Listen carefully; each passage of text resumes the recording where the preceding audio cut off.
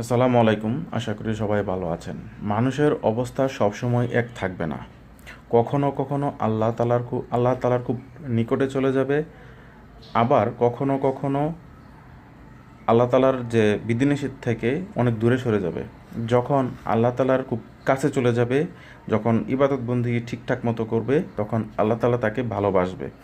আবার অনেক সময় যে শয়তানের প্ররোচনায় আমরা শিথিল করে ফেলি, ভালো কাজগুলোকে আমরা দূরে সরে যাই, তখন আল্লাহ তাআলা আমাদের প্রতি রাগান্বিত হয় এবং আমরাও আল্লাহ তাআলার অবস্থান থেকে অনেক দূরে সরে যাই।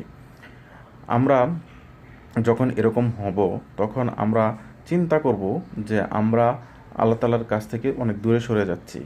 আমাদেরকে প্রতিনিয়তই আল্লাহর নৈকট্য অর্জন করতে হবে এবং বেশি বেশি পরিমাণে ভালো কাজ করতে হবে, যেন আল্লাহ আমাদেরকে ভালোবাসেন এবং পছন্দ করেন এবং কাছে রাখেন। ধন্যবাদ।